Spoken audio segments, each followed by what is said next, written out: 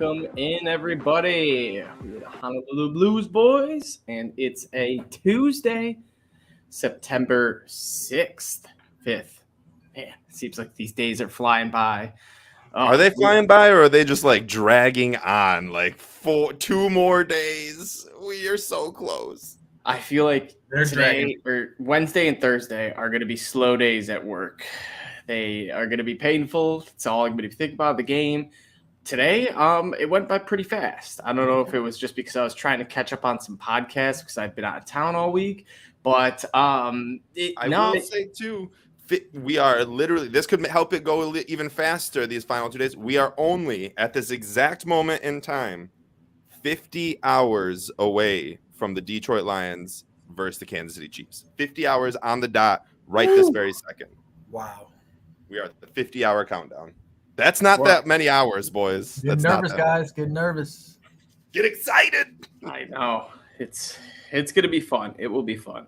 Some news today, probably the biggest news of the day. Travis Kelce hyperextended his knee, is now doubtful for Thursday night's home opener.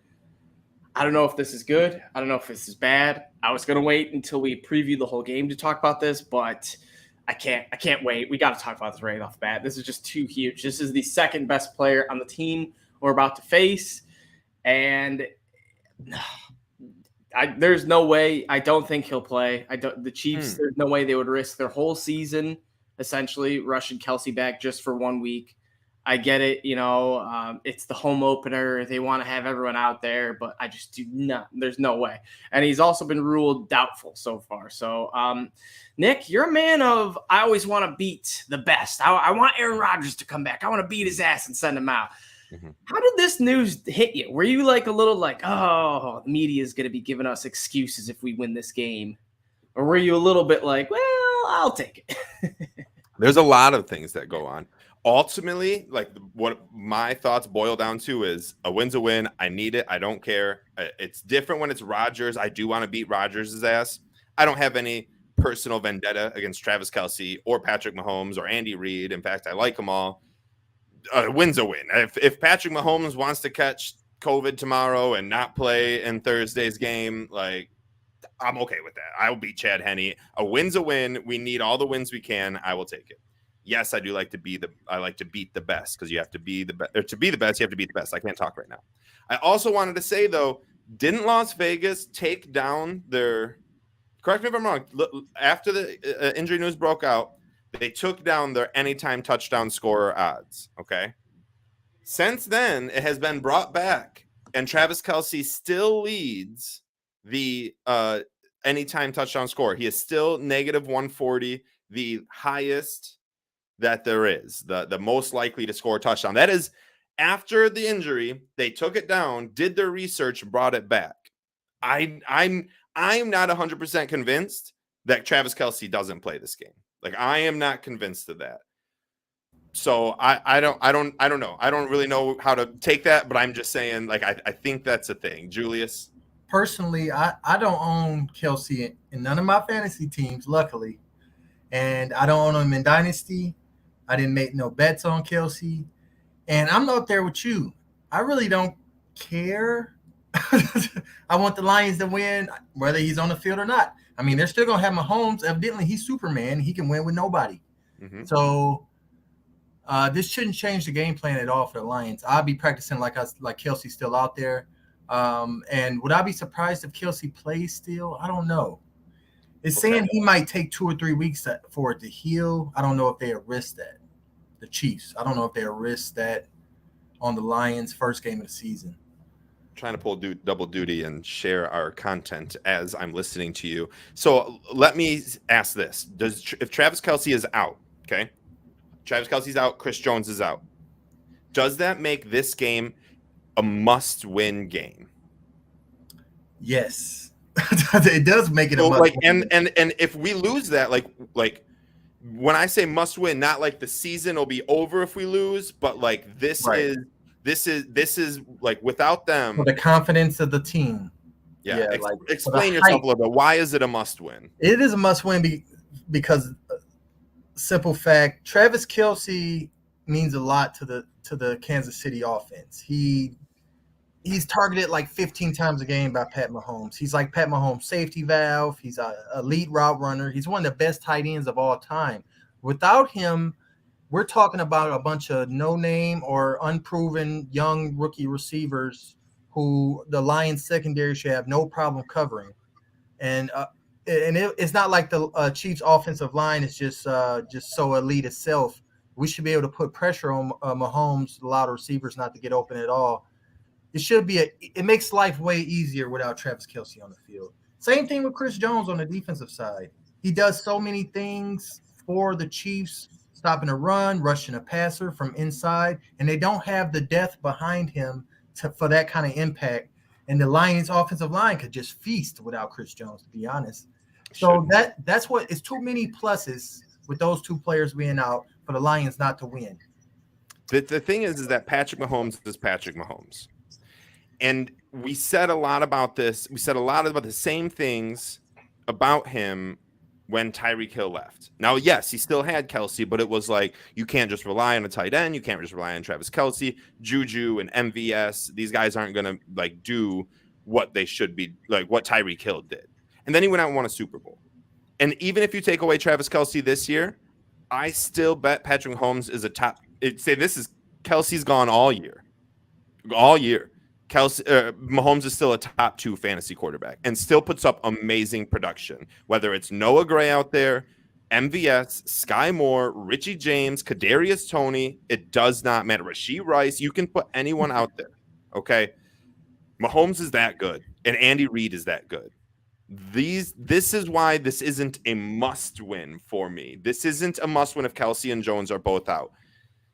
If we lose, there'll be criticism and we will feel tough and we'll be like, wow, I can't believe we didn't beat them without Jones or Kelce. But the fact of the matter is they have the best quarterback, and Tom Brady has shown us that you don't need a slew of weapons to be great. And Patrick Mahomes will also be that way.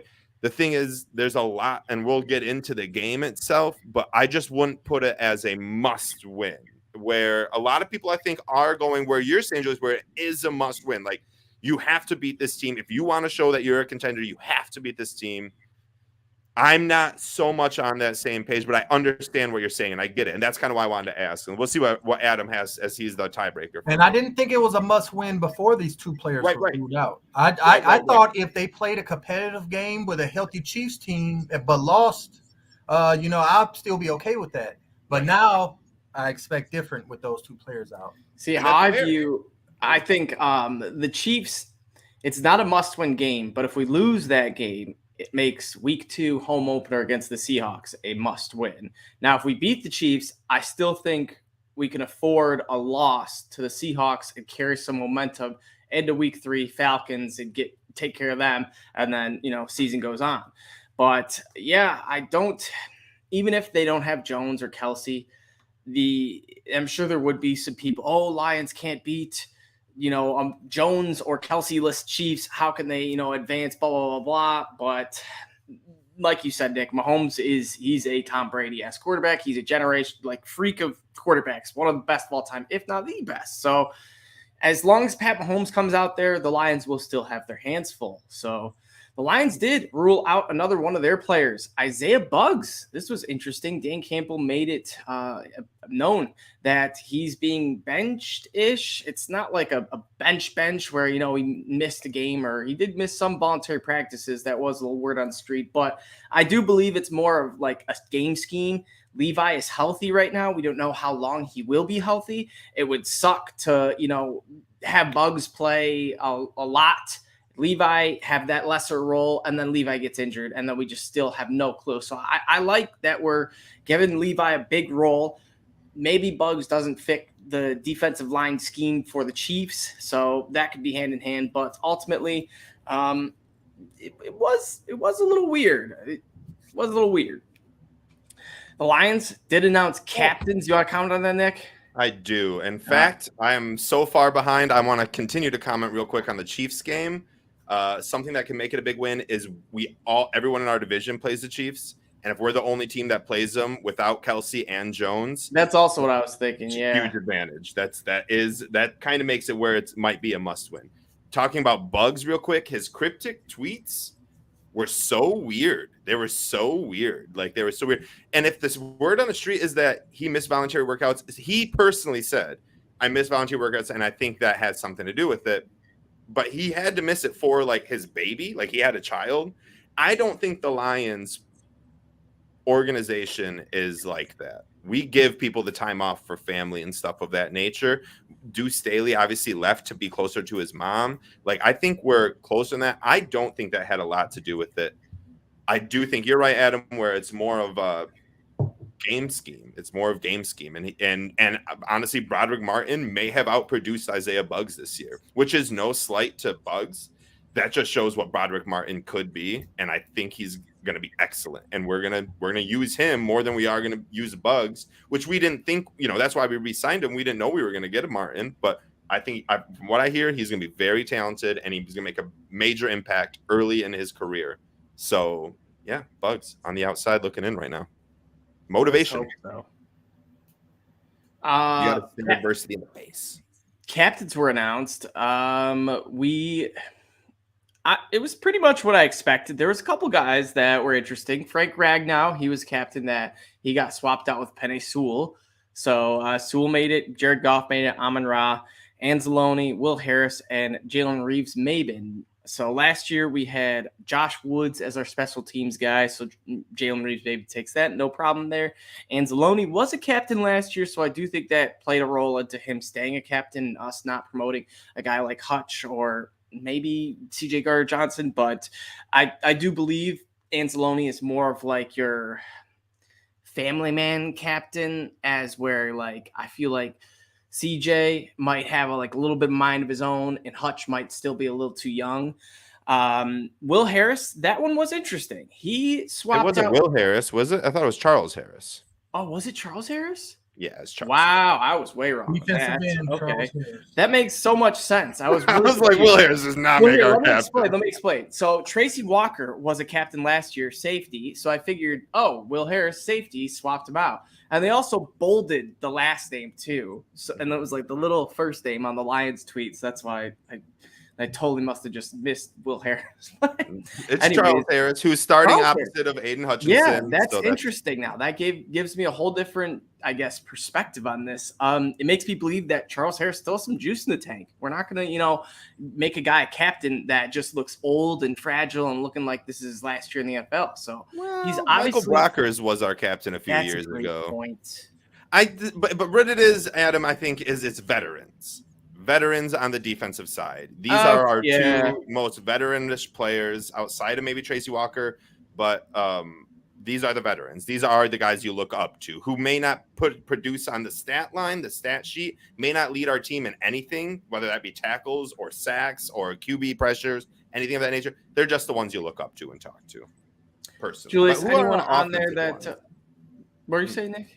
I couldn't remember who our offensive Goff, Sewell, and Amon-Ra. Anyone you think we should have made a captain that we left off, Julius? I love those choice of offensive captains, especially Penei Sewell, because he is a rock, the pillar of our organization. Amon-Ra St. Brown, I think that's a credit to his hard work. Like that's a recognition that he's the hardest worker on the team, and that's why he's in the position he's in. Alex Anzalone, I think that might just be Dan Campbell's homeboy from New Orleans, because I'm saying I could have thought a couple others. I'm thinking like Aiden Hutchinson, CJ Gardner-Johnson, Tracy Walker, even, who's a former captain. I don't know about Cam Sutton was a captain for the Steelers. He might have been. I'm not sure, but I would have But Jalen Reeves-Maybin, he's the captain of special teams. I can see that already, and he's a veteran at that. So I don't have a problem with JRM. It's just that Charles Harris, he's a veteran. I mean, he's a proven veteran who can kind of lead a deep group of edge players, a lot of them young. I guess they think the same thing of Anzalone with the linebackers. So, yeah, I think that has to do a lot with it, is just the young talent that's behind these two captains are insurmountable. I can't even say that word. Woof. Anyways, I think that their leadership is going to pay dividends and to show the young guys that you're not just awarded captain. Sewell, the youngest captain that we have in St. Brown, they've earned it. Multiple years of earning it. Hutchinson has had one solid year. Sutton hasn't been on our team for a year. These guys, like, I get that they're the better players, but you need your captains to be the guys that have been through it all, the highs and the lows, and through Like those Sewell and roller Amon coaster Ra. of emotions. Yep. Right. You know who I believe? Aiden might be a year away. Aiden will be next year. He will be our I think captain Aiden will next for year. sure be 100%. next year. Yeah. The tough one I think that was left off, Taylor Decker. And I know it was tough to add another offensive, and you're looking at 7 captains, 4 offensive, and it's like, okay. And Sewell does seem to be that new generational talent that we're building around. Not saying Decker's on his way out, but Sewell's going to be here for another 10 years. Knock on wood.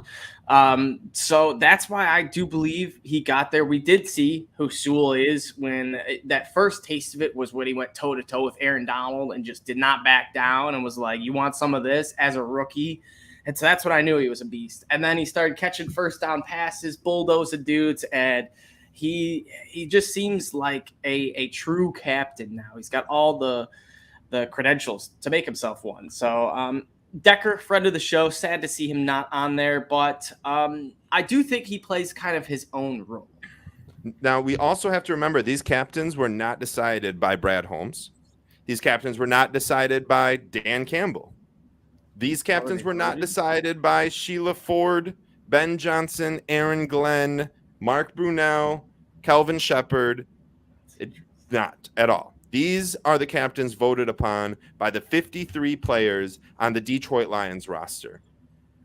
So just remember that these are the guys that they think are captaining this ship and will go down with the ship and will lead the ship to the promised land. Again, this wasn't Dan Campbell's decision. This was the players' vote. So and that says I think a lot. that's very interesting. Yeah, it says a lot. Mm-hmm. Yeah. Definitely.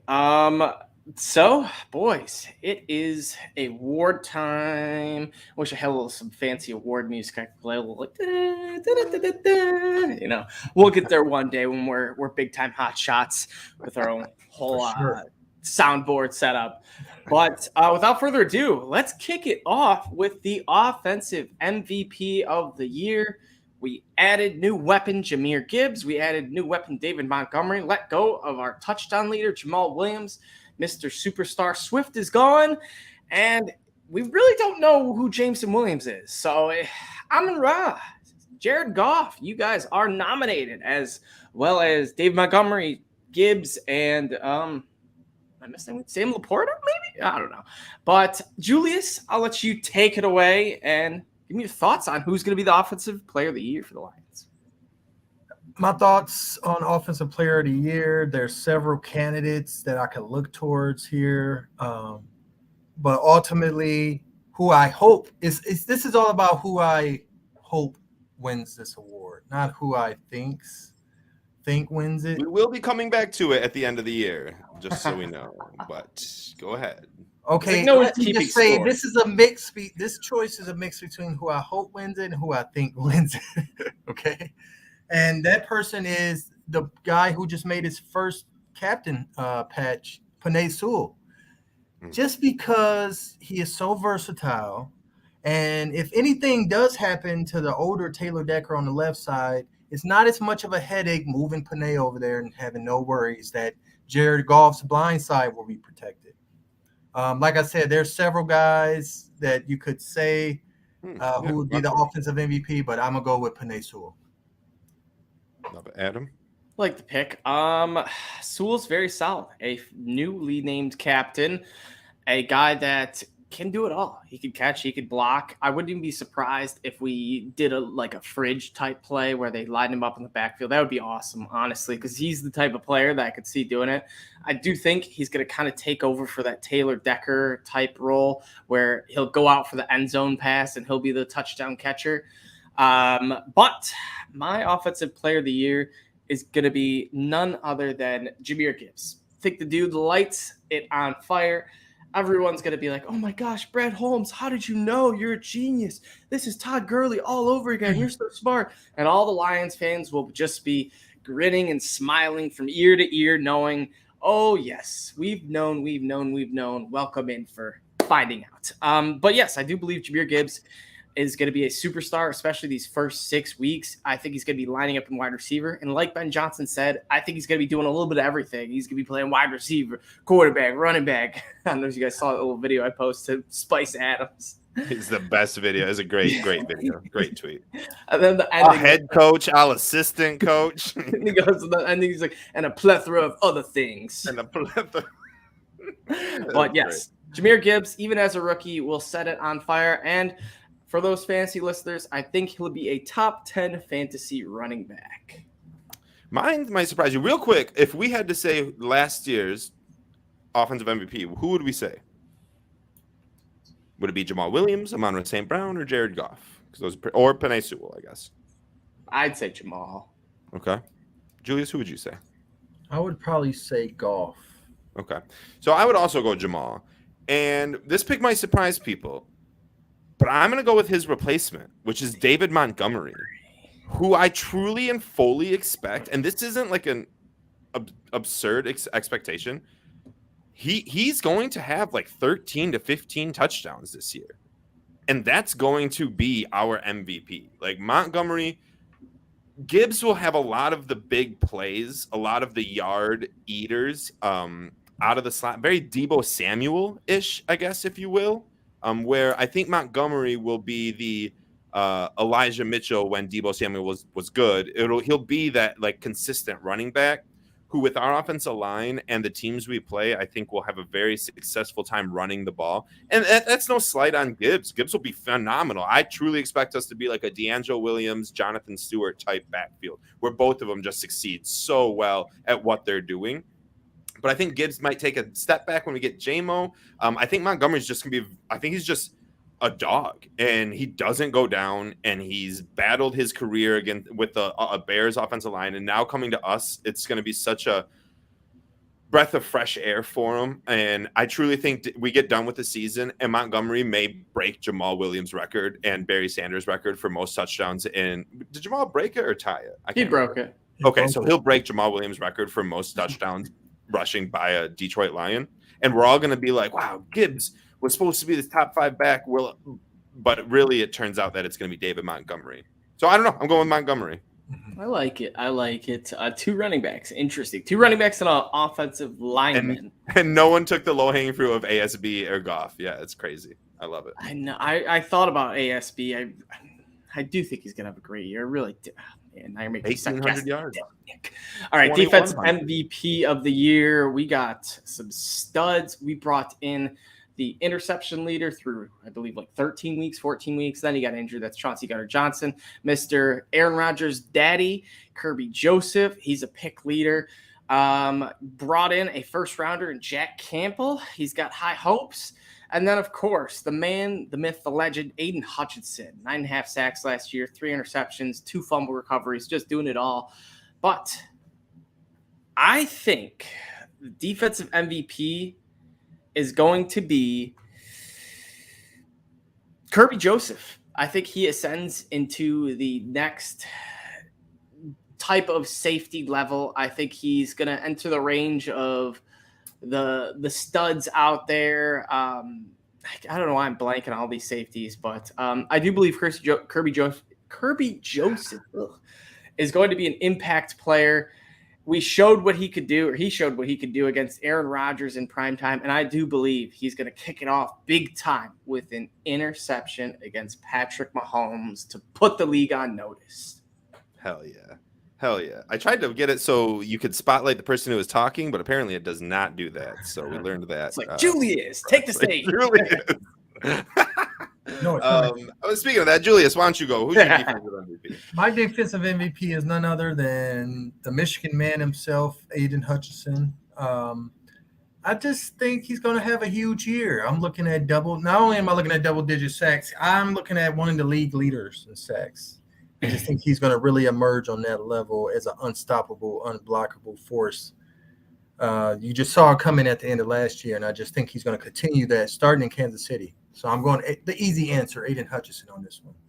I'm surprised you didn't pick your boy Jack Campbell, honestly. I truly am. Even with Aiden Hutchinson there, I'm surprised you didn't. Right, I did say he was going to be a rookie All-Pro, so I mean. Yeah. 150 sacks. We got a couple of people coming in here. Justin said he was taking Brian Branch. Mike saying Aleem, who I love McNeil, and I do think he's going to be huge.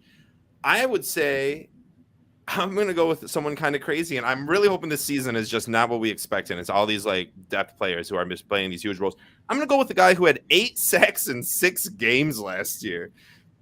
Do that for 17 games, and you're going to have the record in sacks, and he might not even play on first or second down in any drive, and yet he'll still lead our team in sacks because of what they'll have to do to Hutchinson. I'm going with James Houston, and I know it might be crazy. I expect him to have a sack every single game this year. That's 17 sacks real right quick, there. What if what if Dan Campbell's like, he knows James Houston is like good for 5 plays, and he's like, if I get Hutchinson and Charles Harris to bust the ends asses for the first 2 quarters, the third and fourth quarter, he will get 2 sacks out of these 5 plays if I just send him on a tired ass offensive lineman who's been dealing with Aiden Hutchinson half the game. I kind of expect that, and it's hard to be at the end of the season and be like, he's our MVP when he played 5 plays a game, right? But when you look at the stat line, if you're just going to look at the stats and look at the box scores, and he finishes the year with team leading sacks, possibly league leading sacks, there's no reason why he shouldn't be MVP. Bold prediction, he's going to have a Kyle Schwarber-esque stat line. And by that, Nick, I don't know if you have seen his stat line, but he's got 40 home runs and he's batting under 200. Yes. Anytime he's up there, if he makes contact and that ball is fair, it is going over the wall. Yes. The Tigers used to have a guy like that named Marcus Thames. It was hilarious. So I'm going James Houston. I like it. All right, next one up is kind of like my own award I created. I mixed Rookie of the Year with kind of just new players. So I call it the Newcomer Impact Award. So this could be rookie players, anyone who wasn't on the Lions last year, who now is, just to make the biggest impact. You guys can also weigh in on individual just Rookie of the Years if you want to go that route too. But for me, I think it's going to be C.J. Gardner-Johnson. I think he's going to make an immediate impact. He's just going to be doing it all, making tackles, interceptions. For some reason, I feel like he's going to get either some sort of points, if it's a sack safety, or a pick 6. But I just feel like C.J. Gardner-Johnson is going to do that. And then also, my favorite thing, he is a trash talker, him and Kirby Joseph. When teams are down and there's a dropped pass, incompletion, or something, oh my gosh, you're not going to hear it from just Kirby Joseph. You're going to hear it from C.J. Gardner-Johnson from the other side, too, who didn't even contest the ball, but just wants to chirp in your ear. So, sorry, wide receivers who will have to deal with that, but I'm glad this newcomer is on our team. Yeah, another secondary that used to do that a lot, the Seattle Seahawks. That's true, yeah. Exactly right.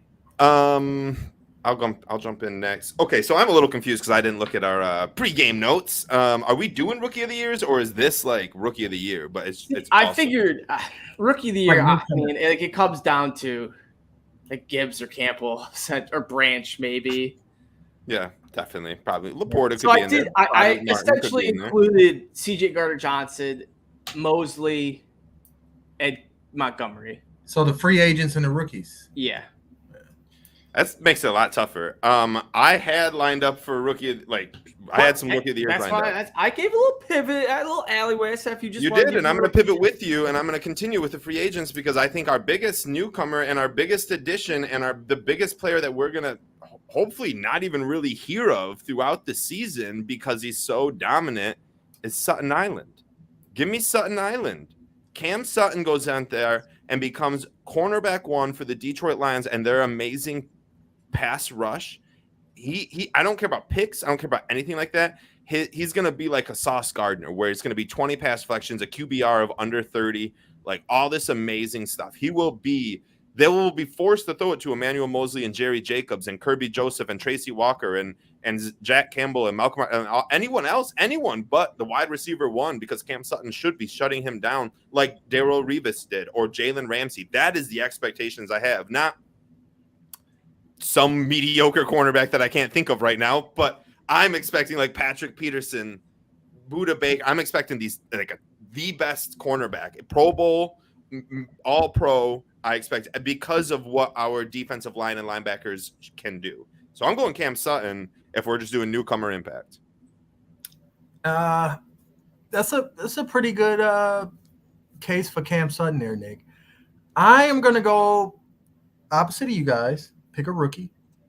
And that rookie is none other than Alabama's Jahmyr Gibbs. Because losing DeAndre Swift and his 6 yards per touch is going to hurt unless we replace it with way more volume from a healthy Gibbs. So I think he's going to be the hugest addition, especially on offense, possibly on the team. Newcomer of the year, most def. Offensive rookie of the year, too. I like it. Now, Nick, I guess I'll flip it back to us. So we still got a couple extra minutes. I wasn't sure how long this segment would take, but rookie of the year. Who were you thinking of before I gave you a little head spin? Got you. I was like, Jesus. Well, okay, I see what you're saying. My answer for rookie of the year was going to be Brian Branch. Though I do think Gibbs is very impactful and is the ESPN rookie of the year, like not just like the highlight rookie of the year. You know, he'll be on all the highlights. I think Brian Branch is going to be super impactful on the plays that he plays. I think it'll be similar to like Kirby Joseph, who won rookie of the year for us last year. Hutchinson, gotta be.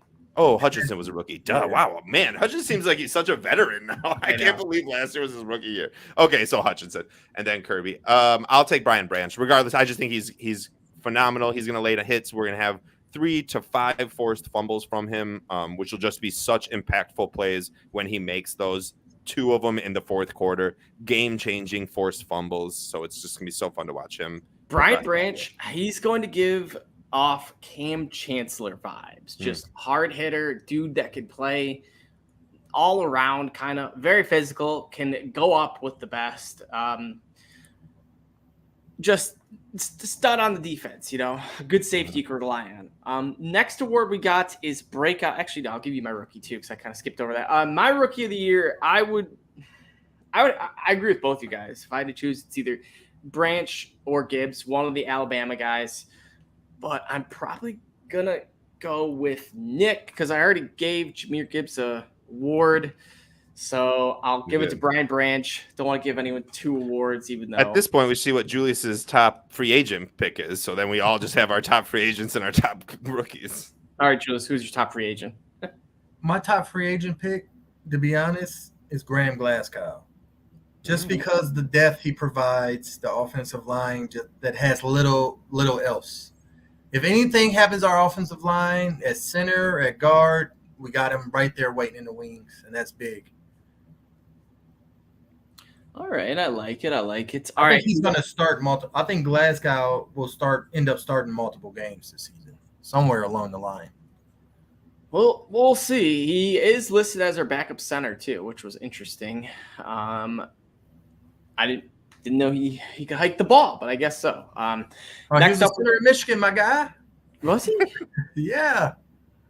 Come on, Adam. Aren't you a Wolverine? I couldn't even watch the Wolverines game this past weekend. I thought he was like a guard. He hiked the ball to Denard Robinson, my man. Dang, good shoelace, dude. I loved it. All right, that's why my little 15-year-old self was like only paying attention to Denard Robinson, Mario Manningham, Roy Roundtree. Was Manningham with Denard Robinson? I don't think so. He might have been. He might have been right before. Right before. Bad Henny, I think. Yeah. But did you guys watch the Michigan game on Peacock? Yeah, but it sucked. It was terrible. You could watch it. I couldn't even watch it. I should have called you guys to get a subscription. Damn it. RIP to any of the Michigan State fans that were like, "Oh, sucks for Michigan fans. They got to watch on P." We guys got to watch an even better game: Michigan State versus Washington. Yeah. So wait, do you guys got subscriptions to it? I might have to. No, there's free trials available. Yeah, yeah. You pretty much spread your 1 week free trial. But I think it's terrible that they're doing games on Peacock.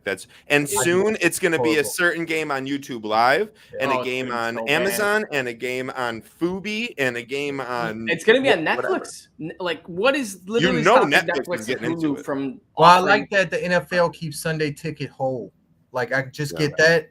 If I'm gonna pay for that, that's what I'm gonna get from YouTube TV. So you even get the Thursday games on Sunday night? You don't have to watch it on Prime, or do you still have to watch those on Prime? No, you have to watch your Prime too. Sure. I think I might have to get Prime. I've had Prime for years. Prime is one of those things but once you start getting the Peacock and Paramount Plus and all these other ones, and it's making me look stupid. It's too much. It's too much. We're just laying the onslaught on Adam right now. All right. Breakout player of the year. This could be anyone who hasn't hit the scene yet. Can't really pick Aiden Hutchinson. We've seen his breakout. Could pick a guy like Kirby Joseph. He broke out a teeny tiny bit, but not into superstardom. There's some other guys. Jerry Jacobs, perhaps. Malcolm Rodriguez takes the next step. The rookies, Jack Campbell, even the running backs. Literally, there's plenty of guys. I'm going to kick it to you first, Nick. Since me and Julius have to go first, what do you got for our breakout player of the year? There is so many people you could put on this list, and every single one of them could be correct. I'm going to try to go a little bit in the bag a little bit and see what I come up with. I think our breakout player is going to be none other than Charles Harris. I truly think Charles Harris is going to be the one that has this 12 sack season along with Hutch, along with Houston. Like, they just aren't good. Aleem McNeil, like Broderick Martin. This defensive line is going to be so stacked. I almost went with Malcolm Rodriguez because I truly believe he's going to have a solid breakout campaign this year. And we're all like Jack Campbell and Alex Anzalone. And we've forgotten about our favorite hard knock star, Malcolm Rodriguez, who is like in second string. And that's fine. John Kaminsky said it best, who could be another breakout player, said it best, our backups are better than most teams' starters. So Malcolm Rodriguez, John Kaminsky, these are guys, even if they're on second stream, could have huge breakout games. But I'm going with our captain, Charles Harris, for breakout player. I like it. Julius, you sticking defensive or are you flipping to offense? I am sticking defense, and I'm actually sticking at the same position at linebacker with Nick, and I'm going Derek Barnes just because I haven't forgot all the hype that built up around this guy when he was a rookie. You built up around this guy. It was Lions fans everywhere that were typing his name in all caps on Twitter, and we thought he was the future leader of this defense, and it just so happened that he just might be at that this season. All signs point to it. He's on the up and up. He's listed as a starter. I like the Malcolm Rodriguez pick, and I know Anzalone is a captain, but I think Derek Barnes is the inside linebacker that takes that next step this year and breaks out. Love it. And I am going to go with Aleem McNeil. Sticking to defense, going 3 in a pod. I think he's going to be a defensive line wrecker. I think we're going to see like a mini Sue-esque type dude. Maybe even like, I guess not. I was going to say Vince Wilfork, but he's shed a lot of weight. So he is not, just big and quick. He's just quick now and still big. But I think he's going to get more sacks this year. I think he's going to be in the backfield more. He did show it towards the end of the season and throughout a couple games, but I think he's going to be much more consistent. Just as long as we're getting, a healthy production from Charles Harris, Frank Kaminsky, or John Kaminsky, Frank Kaminsky. Wrong player. John Kaminsky. I feel like that's a baseball player. Wisconsin basketball. Oh, that's who it is. Yeah. And then Hutchinson. I think those guys will help Aleem just be able to dominate. I don't think they'll be able to, double team. I think they will have to strictly double team Hutch. He will be the first one, and then that's it. So Aleem McNeil is my breakout player of the year. I hope that we win 13 games or more, and then we come back to this at the end of the year, and we're all arguing that all of our guys could have won. Like, no, Aleem was definitely the breakout player. Like, no, Charles Harris. No, Derek Barnes. Like, that would be such a fun argument and debate to have. Like, I'm all about that. That's the dream.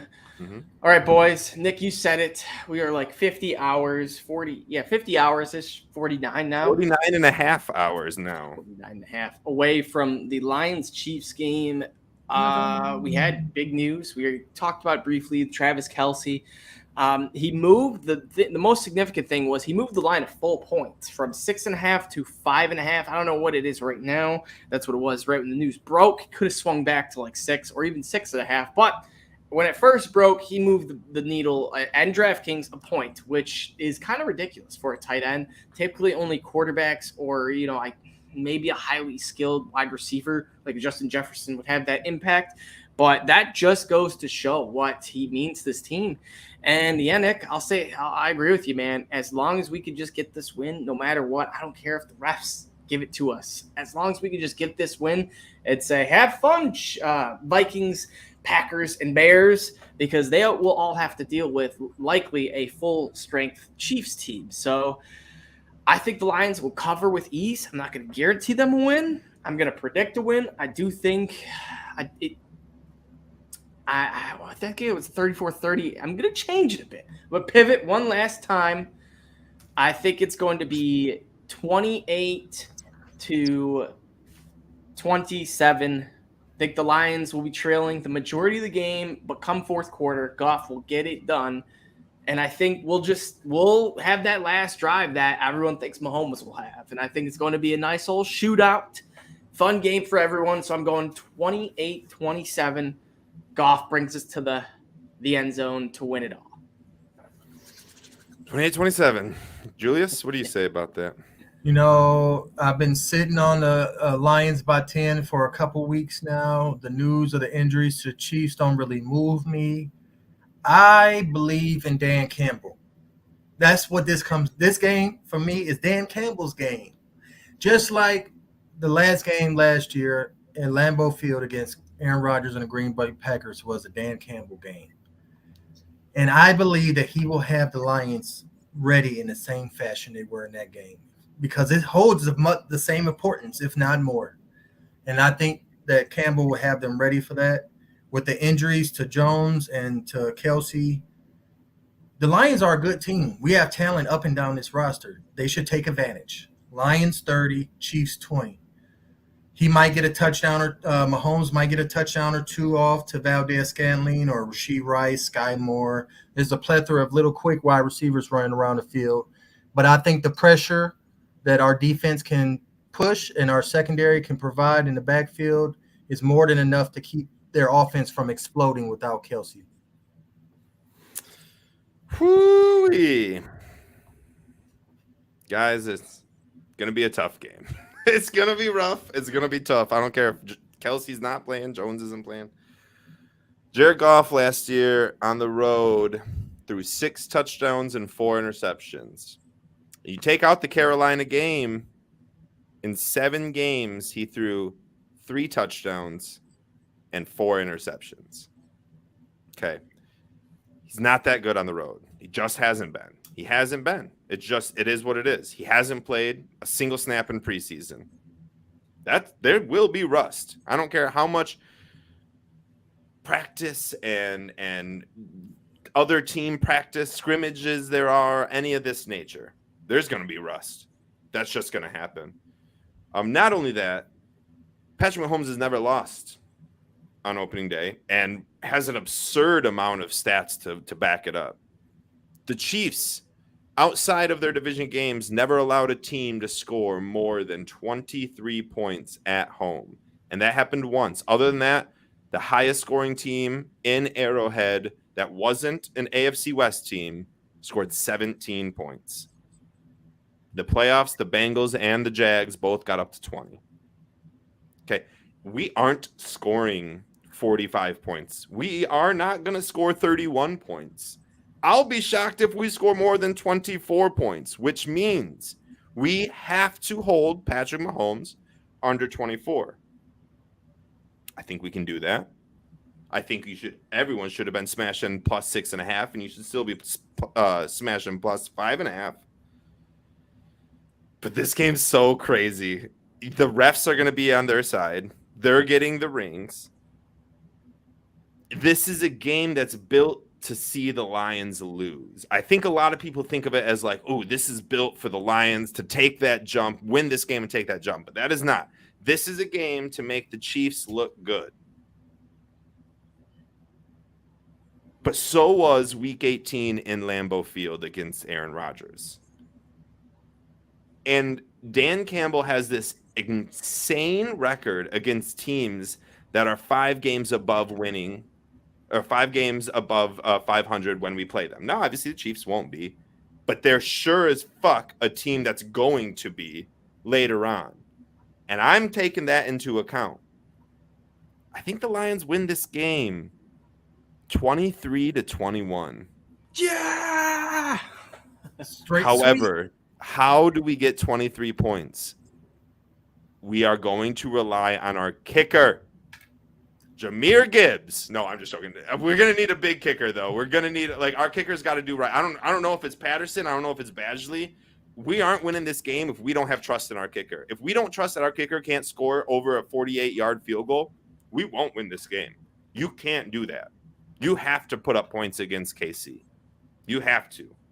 And you can't win with just field goals either. There's a fine line, but you can't let points stay.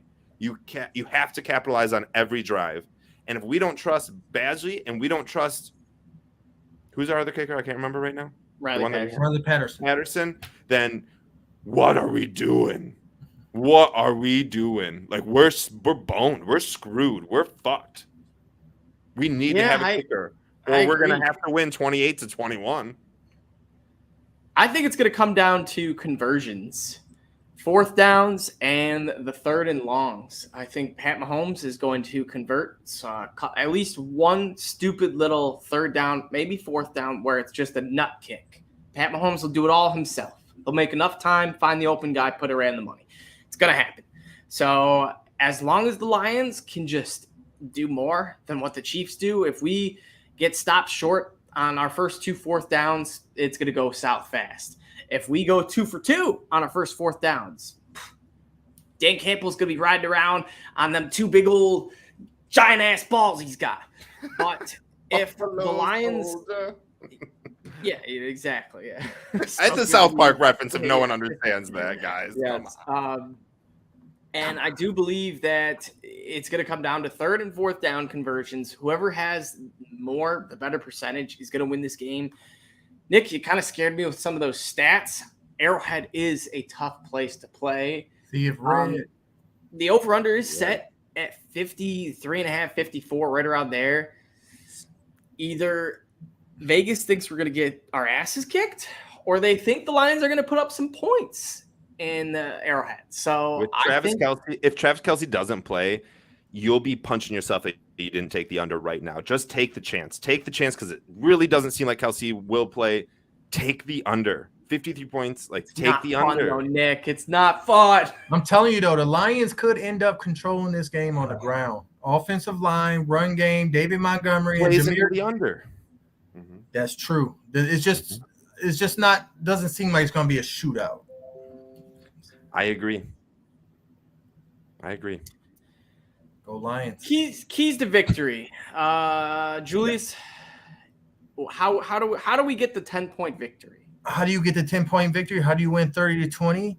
By smothering Patrick Mahomes and his receivers minus Travis Kelce. That's how you win 30-20 against the Chiefs. Aiden Hutchinson, that deep edge group that we have, all the way down to Romeo Okwara, they need to be on it. The Chiefs' offensive line has weaknesses. There's ways to penetrate. We might even see Levi Orzabwerki pop out game. You know what I'm saying? I just think our defense is going to win us this game because their biggest threat is Pat Mahomes. That's what you have to neutralize. Yep. As long as we can do that, we'll be good, boys. But unfortunately, that's not the easiest thing to ask. So check us out on Twitter, though. We are running a giveaway-ish, maybe. Jahmyr Gibbs gets in the end zone, we will. Check out the pinned tweet. Go subscribe, whatever. Like and subscribe to the podcast too on YouTube, whatever you're watching it on, listening to on. Check us out individually at Nick Faber NFL for Nick and the Fifth Top for Julius, and then Honolulu Blues _ for myself. It's not really myself, but I just read that. I'm saying it as I'm looking at it.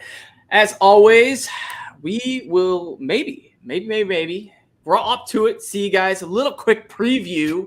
We getting together, boys. Lions game. The boys are getting together. There will be live videos posted. That is a guaranteed. Maybe not. A little show before, show between, halftime show. I don't know. We'll play it as I'm it almost goes. even thinking possibly a Honolulu Blues cast, like a man. Honolulu Blues cast. And speaking of that, did you guys see our boys made the auditions? Dan Campbell, Jared Goff getting a couple auditions for the Manning cast role. Yes. If anyone doesn't know, there's a hilarious commercial ad video, whatever, out. ESPN posted about the Manning cast. They're looking for a third host, maybe. I don't know. But they brought in tons of coaches, players, and Goff and Campbell made a couple cameos. Pretty funny. So go check it out and go check us out. But as always, boys, go Lions. Lions. And Go we'll see you